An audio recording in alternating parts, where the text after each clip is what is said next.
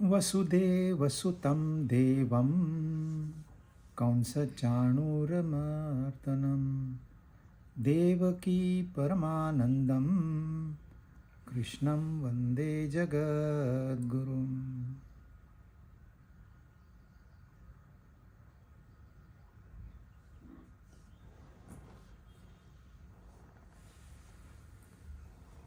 भगवद गीता अध्याय 2 68 श्लोक हमने पूरे किए थे।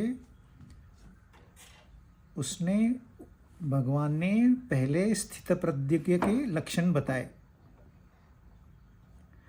फिर यह बताया कि कैसे इंद्रियां मन को भूल देकर अपने साथ ले जाती है।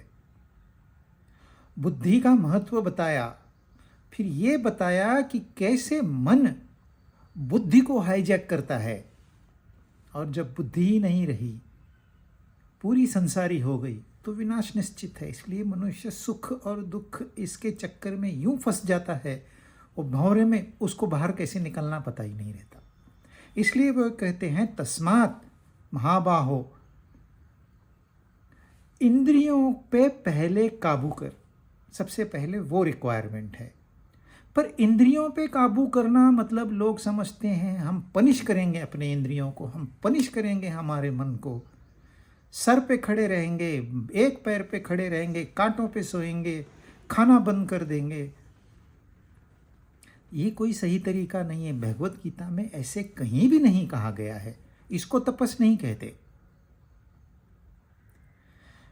नो डाउट ये जो विषय है, इंद्रिय विषय, ये विष समान है, परंतु विष की मात्रा यदि किसी में बढ़ जाए तो उसको क्या कहते हैं? आप विष को निकाल पाओगे? उसका एक एक मॉलिक्यूल आप निकाल पाओगे? नहीं। उसको बहुत आसान तरीका है, इतना डाइल्यूट कर दो कि वो विष भरा जल आप पी भी लो तो आपको कुछ नहीं होगा।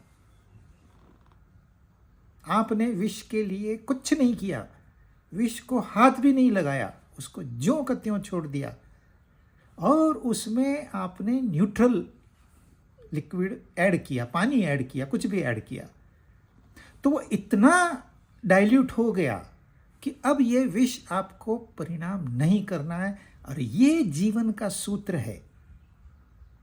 आप अपने मन को और इंद्रियों को दबाने की जितनी कोशिश करोगे उतना वो उभर कर आएंगे। देखिए, जितना विषयों के साथ राग हार्मफुल है, उतना ही हार्मफुल द्वेष भी है।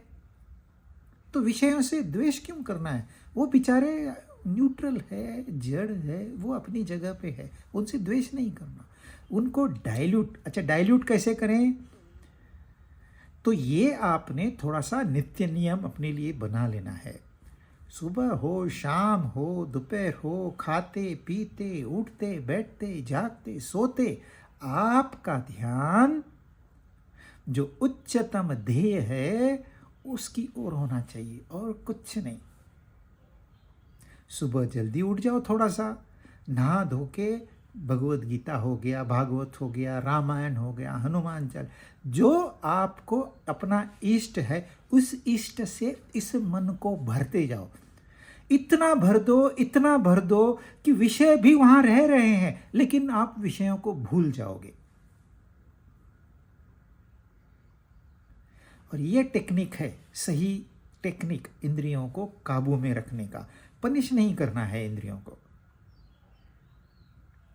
तो अब इसके बाद में मतलब अर्जुन ने प्रश्न पूछा था कि भगवान ने कहा था तू योग को प्राप्त हो जाएगा।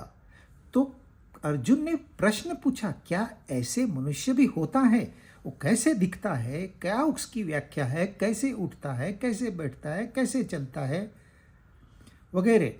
भगवान ने पूरा एक्सप्लेनेशन दिया है।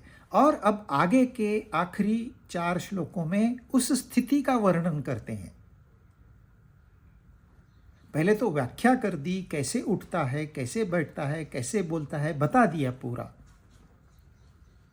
फिर अभी वो उसकी एक झलक वापस से दिखलाते हैं, just to conclude this chapter.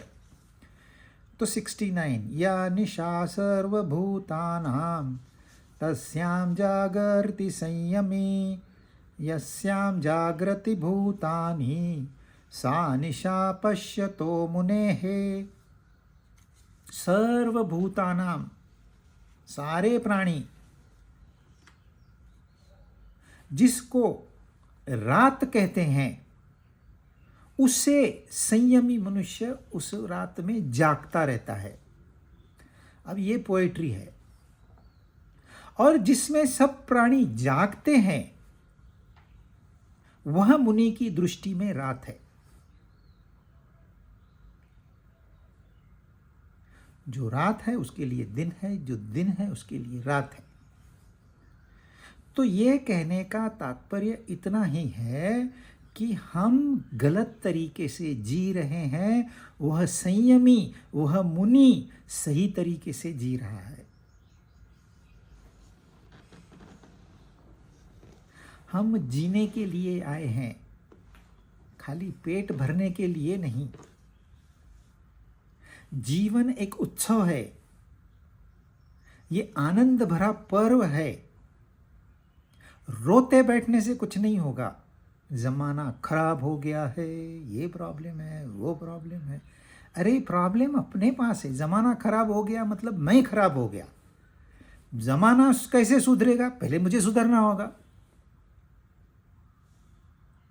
तो शुरुआत भी अपने से है, अंत भी अपने से है। अपना जीवन है, दूसरे के जीवन की परवाह तुम क्यों करते हो? तुम अपने जीवन की परवाह करो। तो मनुष्य आंख खोलता है, रंग रूप देखता है, उसका मन उस रंग रूप के पीछे यूं पड़ जाता है, वो भूल जाता है वो कौन है। हम सब भूले भटके हैं। हमको लगता है यही दिन है, यही सत्य है। और मुनि के लिए ये अंधकार है, ये अज्ञान है, ये मूर्खता है। जिस तरह से आप जी रहे हो, एक मूर्ख ही ऐसे जी सकता है, संयमी की दृष्टि से। सिर्फ इंद्रियां भोग के लिए मनुष्य जन्म नहीं है।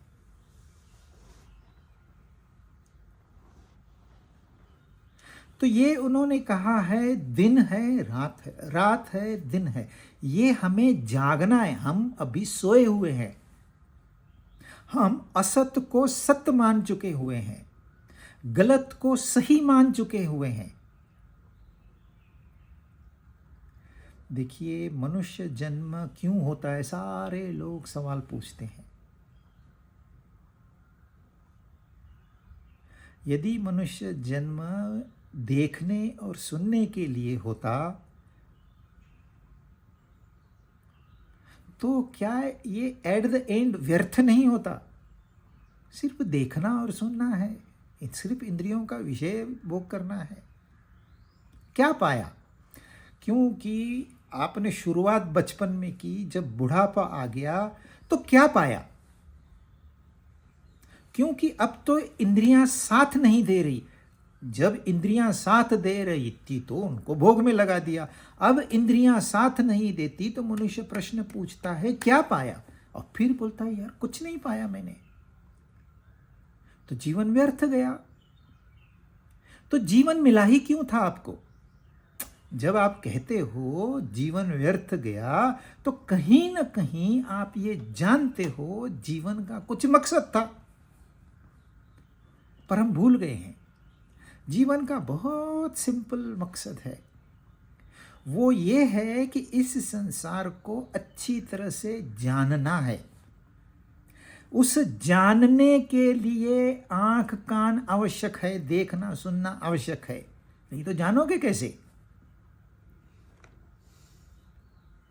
जिसने संसार को जान लिया उसने अपने आप उससे संसार का त्याग हो जाता है। उसको संसार का त्याग करना नहीं पड़ता।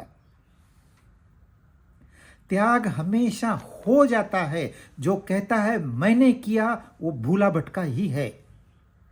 भले उसने फील्ड आध्यात्मिक चुन लिया हो, धार्मिक चुन लिया हो। त्याग ऐसे नहीं हो सकता है, करने से नहीं होता है। वो हो जाता है। कभी होगा जब आप इस असत को जानोगे कि ये असत है। मैं एक राह पे जा रहा हूँ, मुझे लगता है बड़ी अच्छी राह है, पर मुझे कुछ बीच में ही सत्संग मिल गया और मुझे ये बताया गया, नहीं ये राह तो खाई में आपको ढकेल देगी, इससे आगे मत बढ़िए। मुझे ज्ञान हो गया तो मैं तुरंत पीछे आ जाऊंगा, गलत राह पे क्यों चलूंगा। ऐसे ही जब यह जगत जो हर पल बदल रहा है, यदि इसका स्वभाव मुझे पता चल गया कि ये खुद बदलने वाला, अरे मुझे क्या सहारा देगा, इसको खुद को सहारा चाहिए, क्योंकि बदलने के लिए सहारा चाहिए। मैं कपड़े रोज चेंज करता हूं, लेकिन शरीर होगा तब ना, कुछ तो एक बेस होना चाहिए। तो ये स्वयं स्थिर नहीं है, ये स्वयं अस्थिर है, मुझे स्थिरता क्या प्रदान करेगा। यह जिसने जान लिया उसके लिए यह दिन रात हो गई। यानी कि जिसको हम अपना जीवन का महत्वपूर्ण हिस्सा मानते हैं, वो सबसे गौण हिस्सा है। और ये सब मानने से चल रहा है। हमने जाना कुछ नहीं, ना हमने संसार को जाना है, ना सत्य को जाना है। हमने सिर्फ माना है। देखते हैं, हमारे माँ बाप ने भी माना हुआ, हम भी मान लेते हैं, इस दुनिया मानती है, हम भी मानते हैं। इस संसार में मेजॉरिटी में दो प्रकार के लोग हैं, एक कहते हैं भगवान है, एक कहते हैं भगवान नहीं। ये दोनों का ही ये कहना कि है या नहीं है, ये मान्यता पे आधारित है। ये मानता है, कहता है भगवान है, ये भगवान को मानता है पहले, फिर कहता है नहीं है। ये सारी मान्यताएं हैं। मान्यताओं के आधार पर जीवन नहीं जिया जा सकता। सत्य को जानना होगा। सत्य को जानना है तो पहले असत को जानो, वो आसान है। एकदम सत्य तक आप नहीं पहुंच पाओगे। असत को तो जानो, इस संसार को तो जानो, इस शरीर को तो जानो, इस मन को तो जानो, फिर बहुत आसान है। तो जिसने जान लिया उसके लिए दिन है, रात भी दिन है, क्योंकि वो छूट गया। वो जब संसार से ही छूट गया तो काहे का दिन, काहे की रात उसके लिए। ये आपकी तुलना में उसकी दिन और रात बताते हैं। आप मानते हो ये दिन है, ये सत्य है, ये असत है। तो सिर्फ ये सत्य और असत का विवेक, यही इस दूसरे अध्याय का महत्वपूर्ण संदेश है। सत्तर आपूर्यमाणम् अचल प्रतिष्ठम समुद्रमाप प्रविशन्ति यद्वत् तद्वत् कामायं प्रविशन्ति सर्वे स शान्तिमाप्नोति न कामकामी। यद्वत् तद्वत्, जैसे वैसे। जैसे जल चारों ओर से समुद्र में आकर मिलता है, परंतु समुद्र स्थिर रहता है, अचल रहता है, ऐसे ही संपूर्ण भोग पदार्थ जिस संयमी मनुष्य को, यानी कि वह जिसका पहले उन्होंने वर्णन किया, उसको प्राप्त होते हैं, वही मनुष्य परम शांति को प्राप्त होता है। जो भोग काम कामी को शांति प्राप्त नहीं होती। तो यहाँ शांति मापनोति, यह संपूर्ण यह एक मुख्य संदेश है। और हमें लगता है हमें यह शांति प्राप्त होगी, हम जानते हैं शांति को, बहुत आसान है, हम प्राप्त कर लेंगे, परंतु ये उसे प्राप्त होगी जैसे कि समुद्र में नदियां मिलती है। फिर वो एकदम छोटी सी एक धारा क्यों ना हो, या अमेज़न क्यों ना हो, कहते हैं अमेज़न जिस फोर्स से एंटर करती है ना, उसका मीठा पानी 200 किलोमीटर तक टेस्ट किया जा सकता है। तो इतना फोर्स से वो पानी समुद्र में जाता है, अमेज़न देख के लोग डर जाते हैं, पर समुद्र को कोई फर्क नहीं पड़ता। वो ज्यों कि त्यों अपनी स्थिति बनाए हुए है।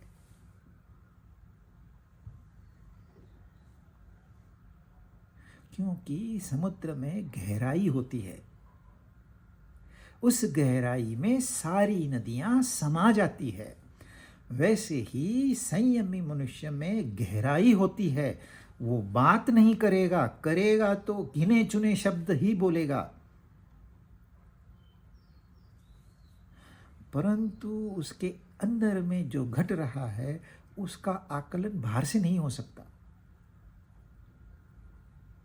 तो उसे आप विषय दिखाओ, बढ़िया बढ़िया विषय दिखाओ, देखेगा, आंख खुली है, विषय देखेगा, पर परिणाम नहीं होगा।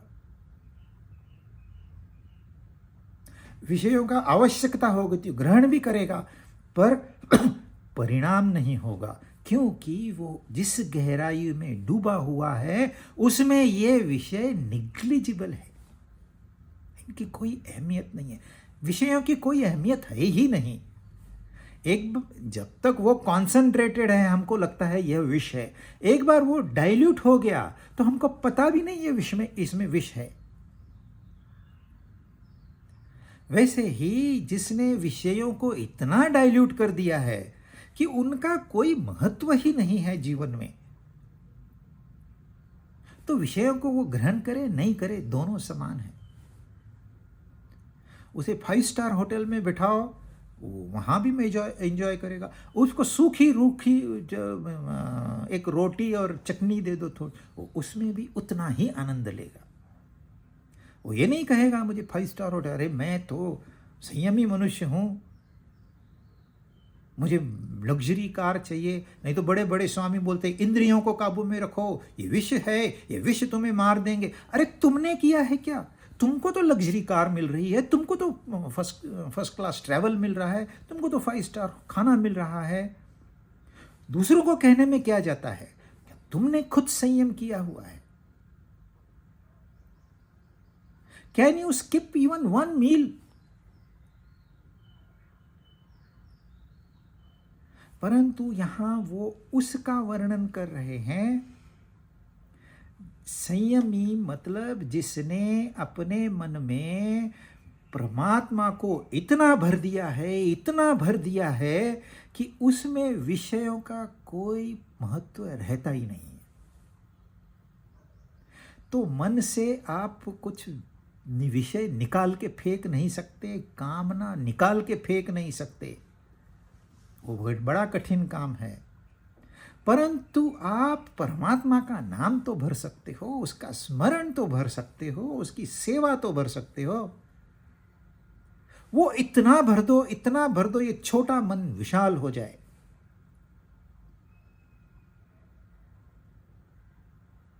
एक कमरे में पॉल्यूशन है, वहां जाना खतरनाक है,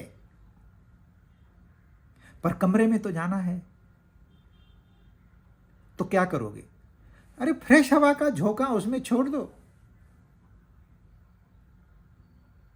उसमें जो CO भरा हुआ है, कार्बन मोनोऑक्साइड, वो डाइल्यूट हो जाएगा, फिर आपको कोई असर नहीं करेगा। वो है असर कुछ नहीं करेगा। बस यह महत्वपूर्ण है। रहने दीजिए विषयों को, इंद्रियों को भी विषयों के साथ में, आपको असर नहीं होना चाहिए उसका।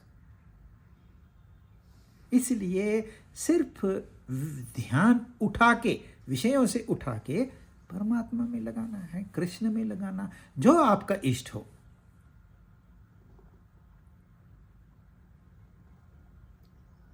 तो फिर समुद्र के समान आप जियोगे। गंदी नाली भी आ गई ना, आपको परिणाम नहीं होगा। गंगा जल, पवित्र जल भी आ गया, आपको परिणाम नहीं होगा। जब कोई रिवर समुद्र को मिलती है तो दृश्य देखने लायक होता है। या तो वहाँ डेल्टा होता है, जहाँ गंगा मिलती है वहाँ जाके देखिए, अब जा ही नहीं पाओगे। नाव से जाते हैं लोग, देखने लायक दृश्य बनता है। जब अमेज़न मिलती है, देखने लायक दृश्य बनता है।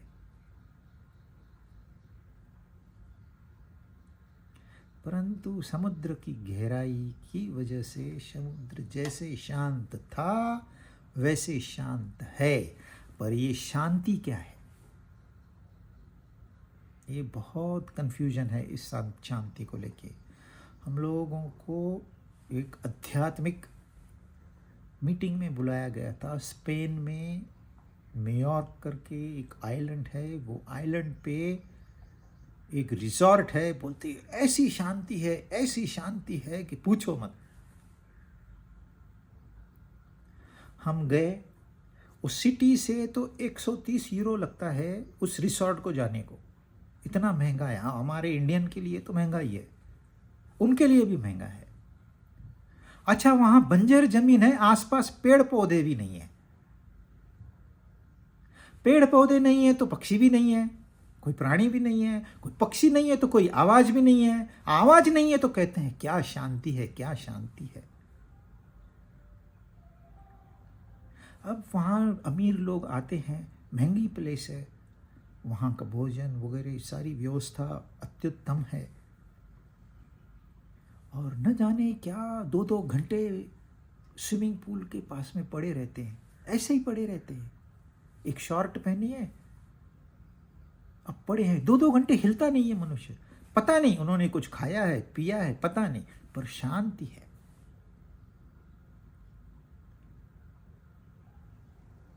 और मुझे जो दिखाई दिया अशांति, पर शांति क्या है? एक राजा था, आध्यात्मिक राजा था, और वो कला प्रेमी था। और उसके राज्य में बहुत उच्च किस्म के पेंटर्स थे। तो उसने एक बार पेंटिंग कंपटीशन रखी और विषय रखा शांति। शांति, इस विषय को लेके आपने एक पोस्टर बनाना है अपने हाथ से। सारे आर्टिस्ट आ गए। ऐसा मौका कौन छोड़ेगा? राजा ने इनवाइट किया है, अरे तो इनाम नहीं भी डिक्लेयर किया है ना तो भी बहुत बड़ा इनाम मिलेगा। और participation itself is a Prestige. तो सारे कारीगर, सारे पेंटर्स, सारे आर्टिस्ट आ गए। सबने अपनी अपनी कला का प्रदर्शन किया। उसमें कमेटी थी, कमेटी ने शॉर्टलिस्ट किए। आखिरी में 2 पेंटिंग ऐसी आई, 2 कलाकृतियां ऐसी आई जिसमें कमेटी निर्णय नहीं ले सकी। तो ये 2 पेंटिंग राजा के पास भेज दी गई। तो ये पेंटिंग में बहुत सुंदर तरीके से उसने तालाब बनाया था। उस तालाब में एक भी तरंग नहीं थी, ज्यों का त्यों रिफ्लेक्शन आ रहा था। जैसे ऊपर है वैसे नीचे। आसमान एकदम साफ, उसमें बादल का टुकड़ा भी नहीं। बादल नहीं तो गरजना नहीं, बरसना नहीं, एकदम शांत। पेड़ के पत्ते भी है वो भी नहीं हिल रहे, शांत एकदम।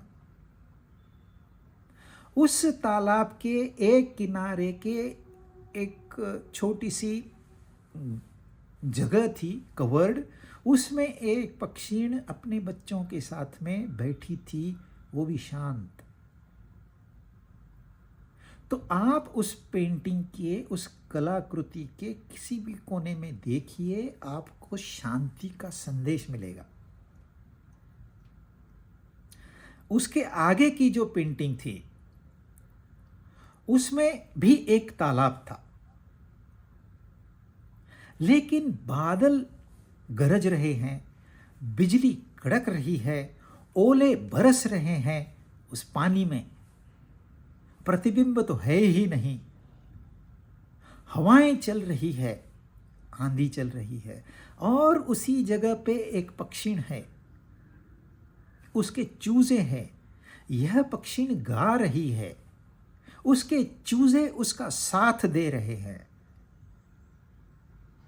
अब राजा के सामने निर्णय लेना है, इसको चुनूं या इसको चुनूं। तो राजा तो आध्यात्मिक था, होशियार था, उसका कला का भी उससे बहुत अच्छी जानकारी थी। तो उसने जो दूसरा वाला पेंटिंग है उसे फर्स्ट प्राइज दिया। क्यों? क्योंकि इतने सारे शोर में यह पक्षी गा रही है, यानी कि उसकी जो आंतरिक स्थिति है उसको कहते हैं शांति। पहले वाले चित्र में सब कुछ अनुकूल है, फिर भी गाना नहीं निकल रहा, फिर भी वो आनंद प्रकट नहीं हो रहा है। ऐसी शांति क्या काम की? क्योंकि ये शांति अशांति लेके आएगी। क्योंकि बाहरी परिस्थिति पे जब तक आप निर्भर हो तब तक आपको अशांति ही परोसी दी जाएगी। जब आप अपने आंतरिक स्थिति पे अवलंबित हो तो आपको ये दुनिया न शांत कर सकती है न अशांत कर सकती है। इस दुनिया में वो शक्ति ही नहीं है। ओले बरस रहे हैं, परिस्थिति ऐसी है, बाहर निकलोगे तो गिर जाओगे। एक ओला वो पक्षी पे गिर गया तो मर जाएगी। आंधी चल रही है, उड़ नहीं पाएगी। फिर भी उसके अंदर में संगीत है, वो कृष्ण की बांसुरी है। तो शांति है एडवर्स सिचुएशन में आपकी स्थिति कैसी है। युद्ध के भूमि में और मैं तो नरक में चला जाऊंगा, मेरे पूर्वज नरक में चले जाएंगे, पाप कर्म होगा। परिस्थिति वैसी है, अच्छा भला डर जाए। युद्ध क्षेत्र कोई सामान्य क्षेत्र थोड़ी है। लोग ऑफिस जाने को डरते हैं, मंडे मॉर्निंग उनको पसीने छूटते हैं।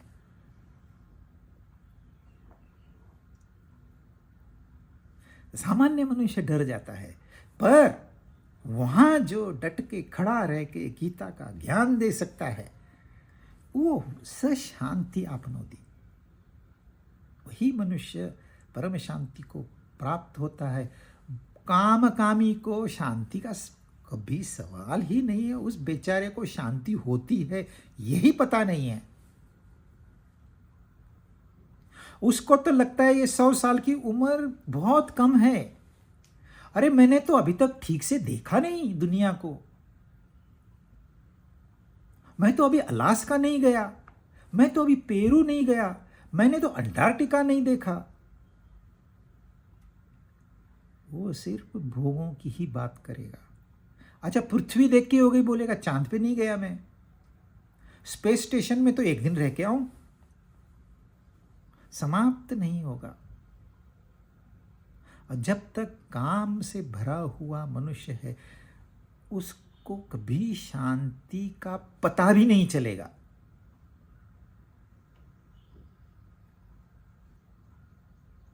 तो यहां उन्होंने वर्णन किया है एक उदाहरण के आधार पर, जैसे समुद्र को नदियों का कोई असर नहीं होता है, वैसे ही इन भोगों का, इन विषयों का, इस पूरे संसार का जिस व्यक्ति पे कोई असर नहीं होता है वो उसने परम शांति प्राप्त कर दी है। विहाय कामान्य सर्वान् पुमान् चरति निस्पृहः निर्ममो निरहंकारः स शांतिमधिगच्छति। अब वो बता रहे हैं क्या करना चाहिए उसके लिए, उस शांति को प्राप्त कैसे करना चाहिए। जो मनुष्य संपूर्ण कामनाओं का त्याग करके निस्पृह होके, निर्मम होके, निरहंकार होके दुनिया में चलता फिरता है, ये कंडीशन महत्वपूर्ण है, वह शांति को प्राप्त होता है। लोग कहते हैं दुनिया ही छोड़ दो ना, शांति ही शांति है, तो चले जाओ, त्याग दो इस शरीर को, शांति ही शांति है। सही है, परंतु उस शांति की यहां बात नहीं हो रही। यहां चरती, गाय कैसे चरती है आपने देखा है? नहीं नहीं, थोड़ा ही घास खाएंगे, आज उपवास करते हैं, अरे जितना है फस्त कर देती है वो। एक क्षण तो अपना सर ने वो सब पेट भर के फिर आती है, फिर उसको चरती है, चरते ही रहती है वो। ऐसे ही यह संयमी मनुष्य भी चरता है। यह संसार में उतना ही एक्टिव है जितना कामकामी, परंतु इसके ऊपर संसार का असर होता है, इसके ऊपर संसार का असर नहीं होता। ये फर्क है। तो वो क्या किया है? संपूर्ण कामनाओं का त्याग किया है।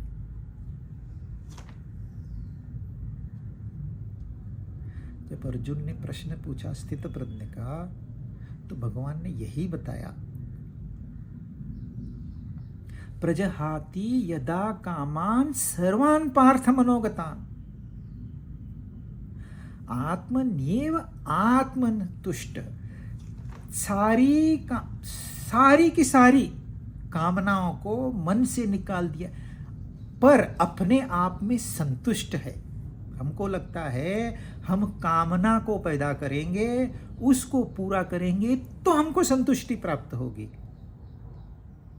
हाँ, नेवर। यह गलत तरीका है, यह माया है, यह एक मोह है। यह आप भूले भटके जैसे इंसान के जैसे देख रहे हो इस संसार को, इसलिए आपको लगता है कि कामना पैदा करेंगे, कामना पूरी करेंगे तो संतुष्ट हो जाएंगे। नहीं, पहले कामनाओं का त्याग, संतुष्टि, फिर संसार के साथ संबंध, ये सही रहा है। तो इसने क्या किया है? सारी कामनाओं का त्याग किया है। मतलब क्या किया? जिस मन में कामना रहती है उस मन में परमात्मा रहता है। परमात्मा व्याप्त होने की वजह से कामना के लिए जगह ही नहीं है। या तो अपने मन में आप कामना रख सकते हो या परमात्मा रख सकते हो। और जब आप कुछ भी एफर्ट नहीं लोगे, पुरुषार्थ नहीं करोगे, तो कामना आपको धक्का देके इस संसार में भेजेगी। यह संसार खींचेगा, एक कामना पीछे से लात मारेगी। आप फुटबॉल की तरह घूमोगे। इसने इधर लात मारी, उधर चले गए, उधर मारी, उधर चले गए। फुटबॉल के जैसे जीवन हो जाता है। पर यही मन यदि परमात्मा से भर दिया जाए, कामना रहेगी कैसे? उसको जगह ही नहीं रहती। वो मनुष्य सोच ही नहीं सकता, क्योंकि उसको धक्का देने वाली कोई है ही नहीं। जिसका विवाह ही नहीं होगा, उसको घर लाओ, फ्रिज लाओ, गैस लाओ, ये सब क्या आवश्यकता है? दो व्यक्ति की जैसे तैसे रोटी प्राप्त करनी है। पर एक बार जिम्मेदारी ले ली तो वो धक्का मारेगी, जाओ ये ले आओ, जाओ वो ले आओ। इसलिए उसको कामिनी कहते हैं। तो विषयों के पीछे वो दौड़ता है जिसके मन में कामना रहती है। जब मन भर गया, अच्छा इसमें एक भेद होता है, एक आवश्यक, एक अनावश्यक। जैसे मुझे भोजन करना है, यह मेरी आवश्यकता है, क्या वो कामना है? वो कामना नहीं है, वो मेरी आवश्यकता है। क्योंकि इस शरीर को तो जीवित नहीं रखेंगे तो परमात्मा को याद कैसे करेंगे? तो इस शरीर की तो आवश्यकता है इस संसार में, क्योंकि कंडीशनल है। इस संसार में आना कंडीशनल है, बगैर शरीर के आप नहीं आ सकते। तो शरीर को त्यागना भी मूर्खता है, मतलब फिजिकली त्यागना। आपको त्यागना ही है, इस शरीर को तो त्यागना ही है, क्योंकि ये ट्रबल मेकर है। परंतु कैसे त्यागना है? इसके साथ रहते हुए।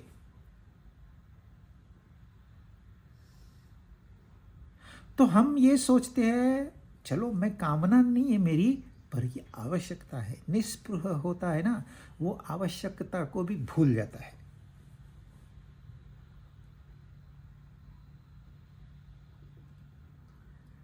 वो ये नहीं कहता अरे भोजन मेरी आवश्यकता है, क्योंकि वह भी एक कामना का दूसरा ही रूप है। वो ये भी परवाह नहीं करता मुझे मिलेगा कि नहीं मिलेगा। जब वो परवाह ही नहीं करता तो न फिर संग्रह की आवश्यकता ही नहीं रहती उसको। और यही फॉर्मूला यदि सब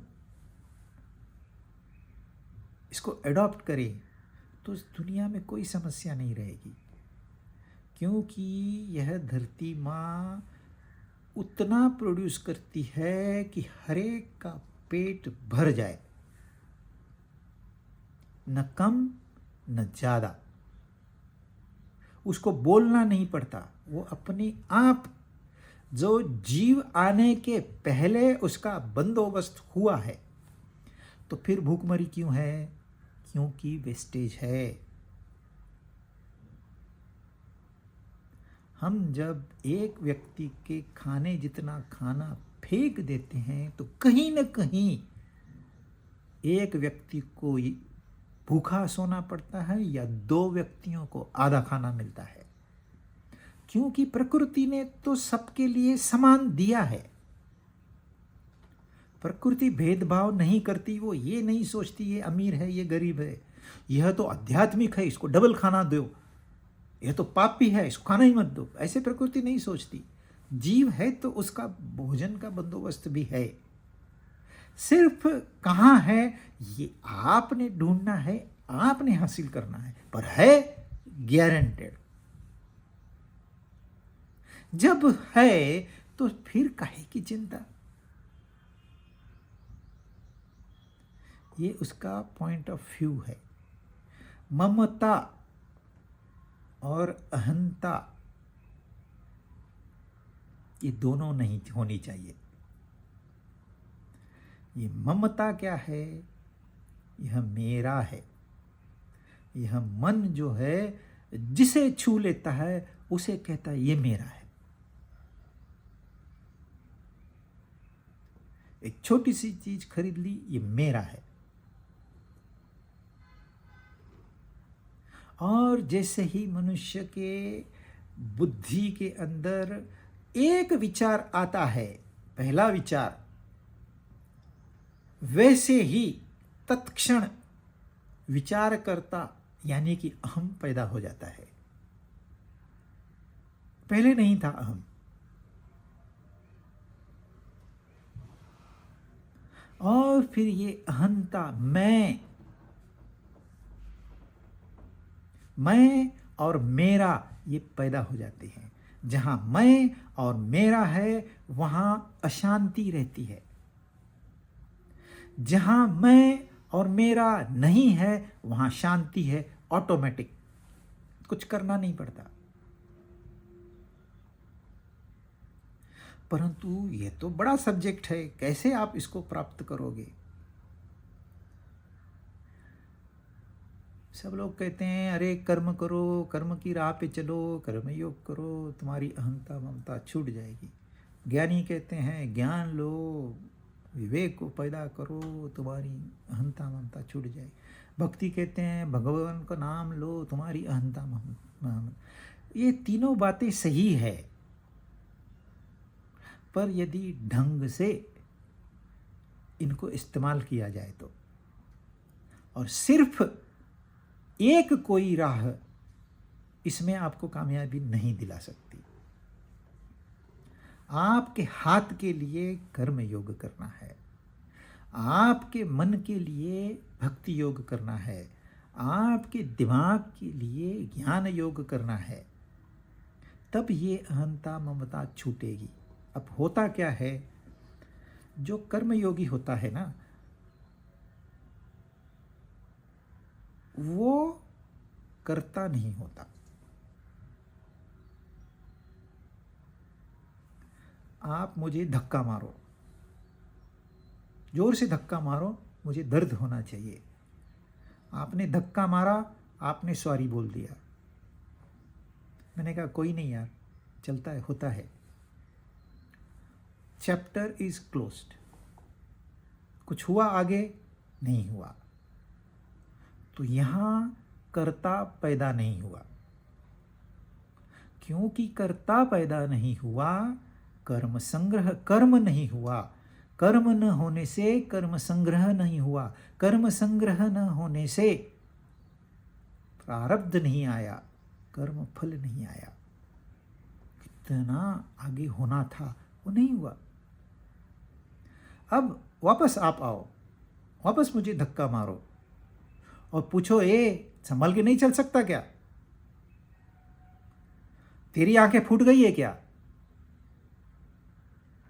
आगे आगे जैसे बढ़ता है वैसे बढ़ाओ उसको। अब क्या किया आपने? वही घटना, आपने एक कर्ता पैदा कर दिया। ये कहता है मैं, वो कहता है मैं। मेरी गलती नहीं है, तेरी गलती है। नहीं, मेरी गलती नहीं है, तेरी गलती है। ये मैं और तू, ये क्या है? ये कर्ता है। अब जो ये कृति हुई है धक्का मारने की या लगने की, इस कृति के अंदर कर्ता पड़ गया। कर्ता पड़ने से इसको हम कृति नहीं कहेंगे, कर्म कहेंगे। अब इन कर्मों का संग्रह होगा। मैं तुझे देख लूंगा, क्या मतलब है? हम फ्यूचर में चले गए। अब जो दूसरी बार वो धक्का मारेगा तो मेरी रिएक्शन अलग से होगी। तो कर्म हो गया, कर्म संग्रह हो गया, कर्म संग्रह हो गया तो प्रारब्ध आ गया, कर्म फल आ गया, कर्म फल कड़वा आ गया तो और बड़ी समस्या, कर्म फल मीठा आ गया तो और चाहिए तो भी समस्या। इसको कहते हैं दुष्ट चक्र, फंस गया इंसान। तो जो कर्म योगी होता है, यानी कि कर्म करते हुए जो अपना ध्यान योग की तरफ रखता है, वो उसके सारी क्रियाओं में कर्ता नहीं रहता। यानी कि मैं ही नहीं है। तो जब मैं नहीं है तो ममता भी नहीं है, तो अहंता भी नहीं है, ममता भी नहीं है, वो मुक्त है। अब ज्ञानी क्या सोचता है? ज्ञानी कोई भी बात को आसानी से स्वीकार नहीं करता, वो प्रश्न करता है।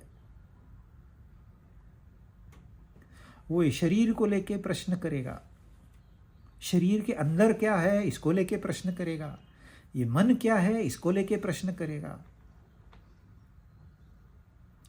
और फिर धीरे धीरे उसका विवेक जागृत होता है।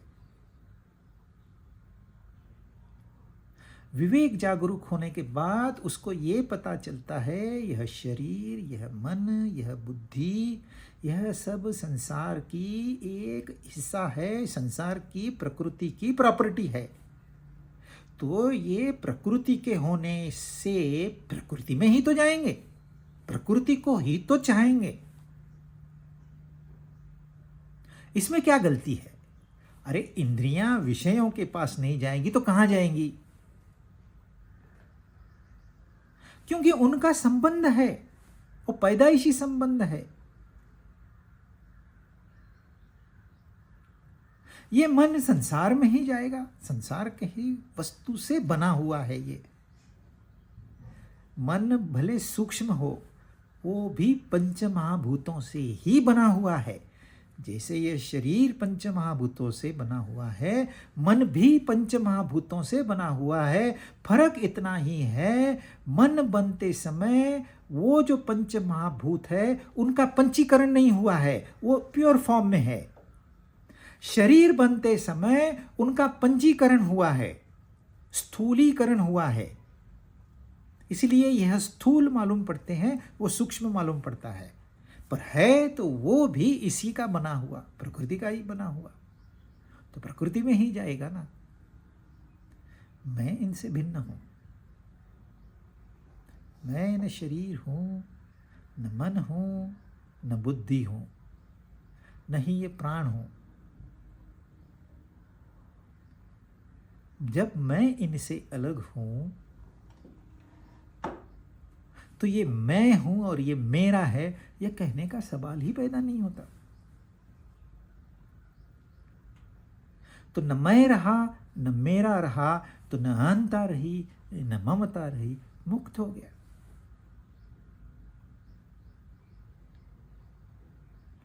भक्त जो होता है वो अपने भगवान में इतना विश्वास रखता है कि वो खाता है तो बोलता है भगवान ने दिया है, पीता है तो बोलता है भगवान ने दिया है, सोता है तो बोलता है भगवान की दया, नींद नहीं आती तो कहता है भगवान की कृपा।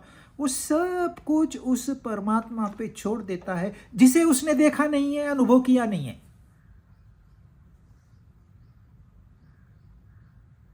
हाँ, देखा होता तो फिर बहुत आसान है। बोलता है ये सब मेरे प्रभु की लीला है। मैं गरीब हो गया, ये सब प्रभु की लीला है। मैं अमीर हो गया, ये सब प्रभु की लीला है। और जो भी कुछ होता है, न वो उसको अपने शरीर का भान रहता है, न अपने मन का भान रहता है, न ही अपने बुद्धि का भान रहता है। डुप्लीकेट भक्त तो बहुत है, मैं मेजॉरिटी भक्तों की बात नहीं कर रहा हूं। ये कहेंगे एक, करेंगे दूसरा। पर जो सच्चा भक्त होता है वो ज़्यादा सोचता नहीं है। वो कर्म योग, ये ज्ञान योग, ये भाई हमें नहीं समझता। हम बस उसको जानते हैं, वो हमारा परमात्मा है, वो है, हमें पता है वो है। आज नहीं कल हमको दर्शन जरूर देगा, और मुझे तो वो फिजिकल फॉर्म में ही दर्शन चाहिए, मैं लेकर रहूँगा। इस आशा पे वो जीता है। परंतु इस प्रोसेस में उसका सारा ध्यान प्रभु में होने की वजह से न उसमें अहंता का जन्म होता है न ममता का जन्म होता है, मुक्त हो जाता है। तो मार्ग आप कोई भी चुनो, अंतिम ध्येय महत्वपूर्ण है।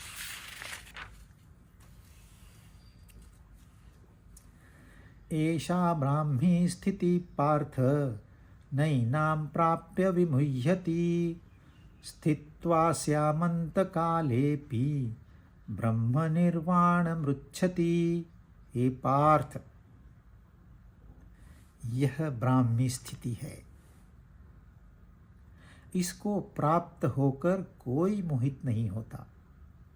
इस स्थिति में यदि अंतकाल में भी स्थित हो जाए तो निर्वाण ब्रह्म की प्राप्ति हो जाती है।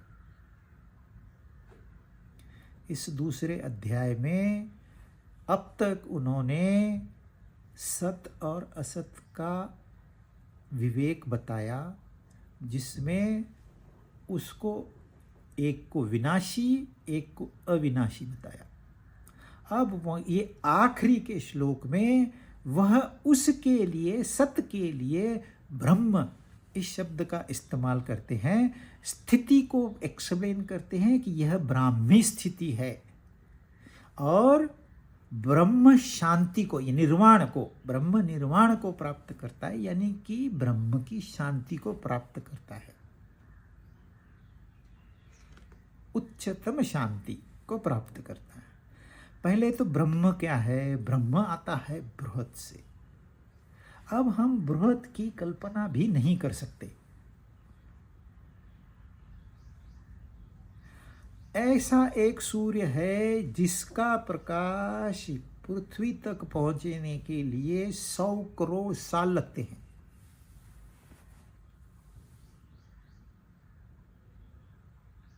ऐसा एक सूर्य है जिसका प्रकाश हमारी आँखों में पहुंचने के लिए 100 करोड़ साल लगते हैं। प्रकाश जो कि 3 लाख किलोमीटर पर सेकंड की गति से चल रहा है। तो कल्पना कीजिए वो कितना दूर है। ब्रह्म की दृष्टि से वो कोई दूर नहीं है, बहुत नजदीक है। तो ब्रह्म कितना व्यापक होगा, आप कल्पना कर सकते हो? कल्पना नहीं कर सकते। वहां तक हमारी कल्पना भी नहीं जा सकती, इतना वो महान है। और उसको प्राप्त करने के लिए आपको अपने भीतर जाना होता है, बाहर नहीं। जो सर्वत्र व्याप्त है वो यहां भी व्याप्त है, और उसकी प्राप्ति सिर्फ यहां होगी और कहीं नहीं। आप 1,00,000 मंदिरों में जाके आइए, नहीं होगी। एक बार भीतर चले जाइए, जैसे प्रहलाद ने किया, जैसे ध्रुव ने किया। तो ब्रह्म कहने से लोग डर जाते हैं, अरे ये अपने लिए नहीं है। ऐसी कोई बात नहीं है। वह जो है वह सत्ता है, वह शुद्ध चेतना है, वह निर्गुण निराकार है। इसलिए मनुष्य के किसी भी कारण से वह प्राप्त नहीं हो सकती। आप कितनी भी दूरबीनें अपनी आंख को लगा लो, आप नहीं देख सकोगे। जिस तरह से दूरबीन से आप दुनिया को तो देख सकते हो, लेकिन इस दूरबीन से आंख को नहीं देख सकते, अपनी आंख को नहीं देख सकते दूरबीन से। वैसे ही जिसकी वजह से इस संसार में आप आते जाते हो, उसको आप इन कारणों से नहीं जान सकते। आप पकड़ को हाथ से चलाओगे तो चलेगी, क्या पकड़ आपका हाथ पकड़ पाएगी कभी?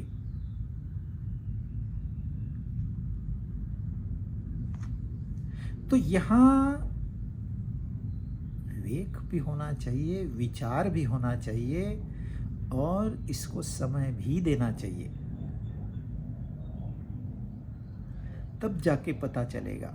परंतु एक स्थूल रूप से समझने के लिए यह वह शुद्ध चेतना है जिसमें न कोई गुण है, न उसका कोई आकार है। इसको कहते हैं ब्रह्म। अच्छा, समझाने का कैसे फिर? क्योंकि इसको न कोई समझा है, न कोई समझ भी पाएगा। समझ के परे जो है उसको नहीं समझा जा सकता। जिसकी वजह से आप समझ सकते हो उसको नहीं समझा जाएगा, चाहे लाख कोशिश कर दो, छोड़ दो।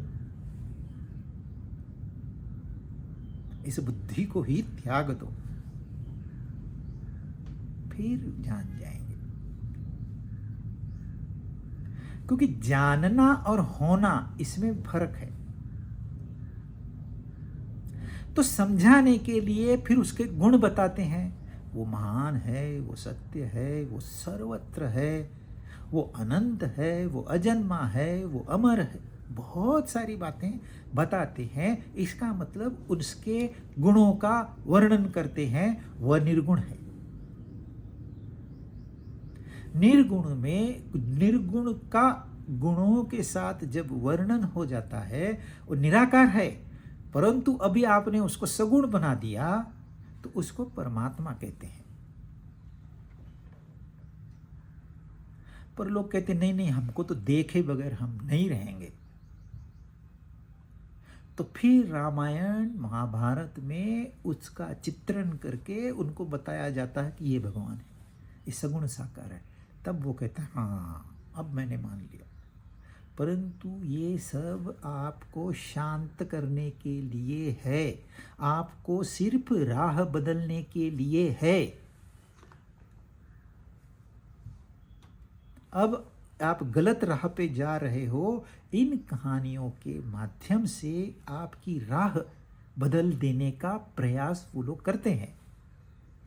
क्योंकि एक बार आप सही राह पे आ गए तो समय की बात है, भले कई जन्म लग जाए, सही राह पे है तो कोई चिंता नहीं। संसार के पीछे कई जन्म दौड़िए, कुछ होने वाला नहीं है। वही रोना, वही धोना।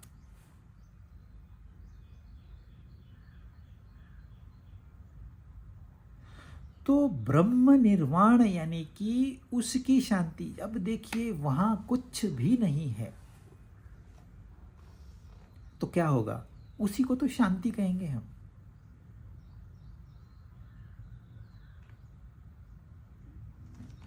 जब आकाश तत्व पैदा होता है तो कैसे मालूम आकाश तत्व पैदा हुआ? पहला पहला आकाश तत्व पैदा होता है। तो ये जो ओम लिखते हैं, ओम लिखते नहीं है, ओम उच्चारण होता है, वह ध्वनि है। और वह जो ध्वनि है वह आकाश का सिंबल है। लोग कंफ्यूजन करते हैं ओम में और ब्रह्म में। फर्स्ट इन क्रिएशन इज ओम।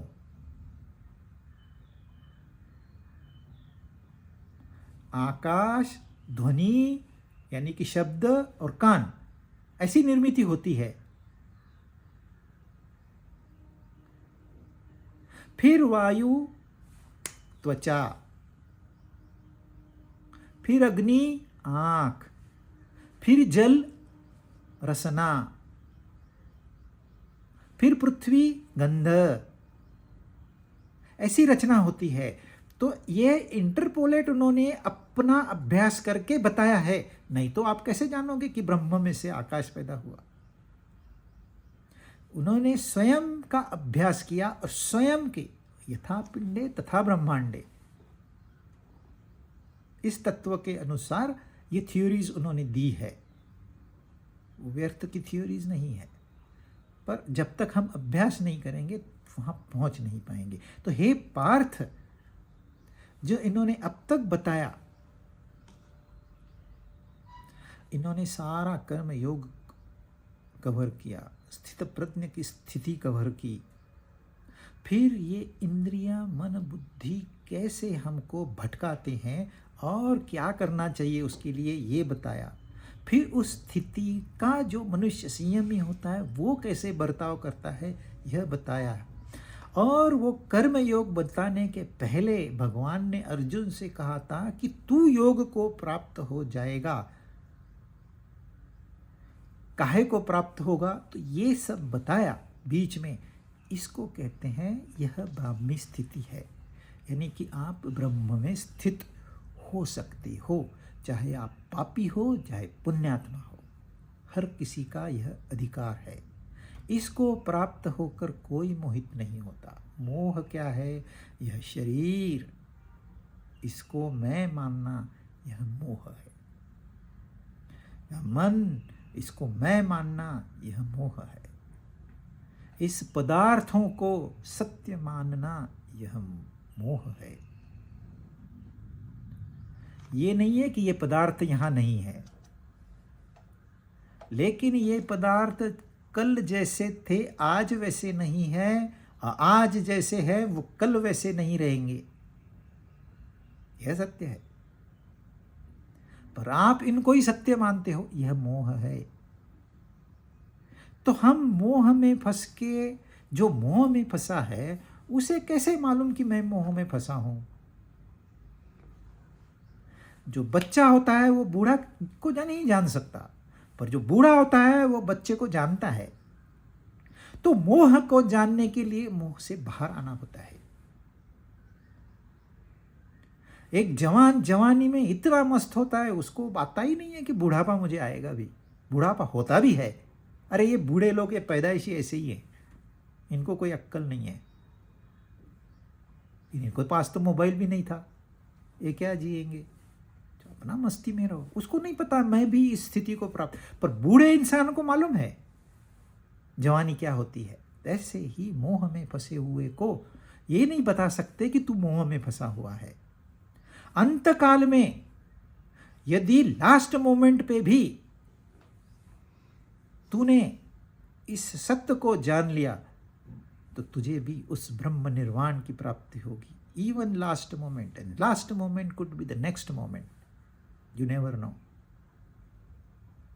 एक क्षण का भी डीले करना अपना जीवन व्यर्थ गंवाना है, और हम अपना जीवन व्यर्थ गंवाने के लिए यहां नहीं आए हैं।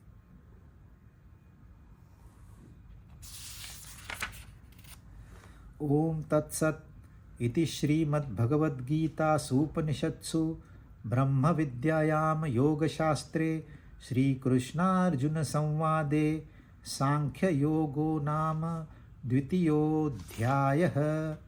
इसका हमने एक्सप्लेनेशन पहले अध्याय में किया था, इसलिए उसको रिपीट नहीं करेंगे।